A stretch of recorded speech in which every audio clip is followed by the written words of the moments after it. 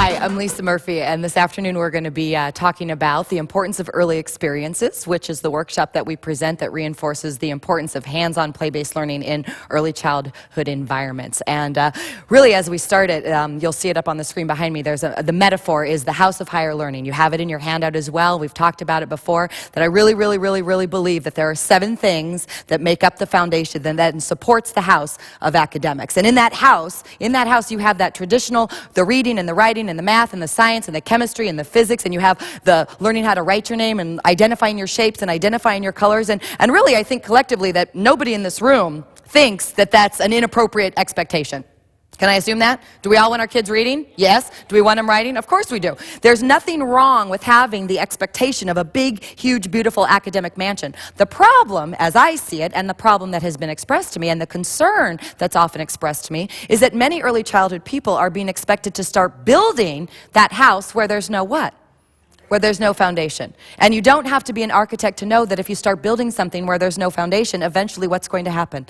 It's going to start crashing down. It's going to fall down. Now, one of the things we know is that everybody probably in this room has met a 4-year-old or a 5-year-old who can count to 100, in 6 languages. Yes? We know this child. They can do a bunch of stuff, and they can do a bunch of things, but we have to go back and say, yes, they might be showing us that they have some skill mastery in some of the stuff in this house, but let's look at that foundation. How are their social skills? How are their independent skills? How are their intercommunication skills? So we have to make sure that we're providing a nice, strong foundation before we get so preoccupied with the building of the house. Now, the other thing that I like to point out, and you're all going to agree with me as well, is that everybody in here has met a 5-year-old who's ready for you to start building that house. Yes? They're ready. But it's not because mama went out and signed him up for all those extracurricular activities. It's not because we bought him a workbook. It's not because we bought him all the flashcards. It's because they're showing me, again, that foundation is so strong that next step is to start building. Andrew came to me. He was in my program. He was 4.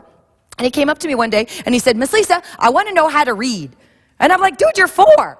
You don't need to know how to do this yet. And I was kind of sassy to him a little bit. I'm like, you don't, go play. You don't need to know how to do it. But he kept coming up to me, which I found very interesting. And he kept saying, Miss Lisa, I want to know how to read. I want to know how to read. And at this point, I had never taught anybody how to read, so I was like, finally, I just asked him, instinct took over, right? I'm like, well, what do you want to know how to read? And he said, Mommy.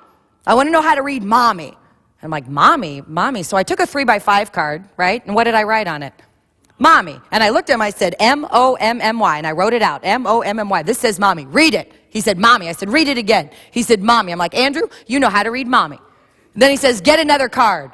So I went and got another card. What do you want to know how to read? He says, Daddy. D-A-D-D-Y. What's it say? Daddy. What's this one say? It says, Mommy. You know how to read Daddy and Mommy. Get another card. Mommy, Daddy, house, and dog. We went through them all the same way. And then he says to me, Miss Lisa, get me an envelope because I just invented the word card envelope game.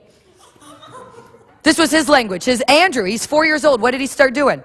He starts reading, right? But there were words that had context to his experience. And that's really the point here that I want to reinforce. He had a mommy, he had a daddy, he had a house, and he had a dog. And then he had his envelope, right? Now he had his envelope. And he would come in and he's like, I got a new word for my envelope. And we'd go through the same thing and he'd put it in his envelope. Now, the other thing that happens is that every now and again, when one kid has the envelope, then sometimes other children want an envelope. So, like, I want a word in my envelope. Well, what words do you want in your envelope? And it was very interesting, and I won't bore you with all the details, but I will tell you that of the children in the program who resonated with this, who got it, who seemed to really internalize it, they all said out the gate exactly the same words.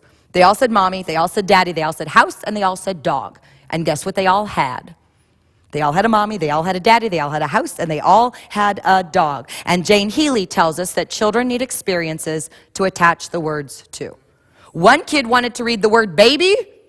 His mother had just had one. So it made perfect sense. So they're doing this, and they're working, and they'll come in, and they're like, I got another word for my envelope. I got another word for my envelope. And it was quite exciting. And then Jeffrey, he was one of the youngers. He was 3.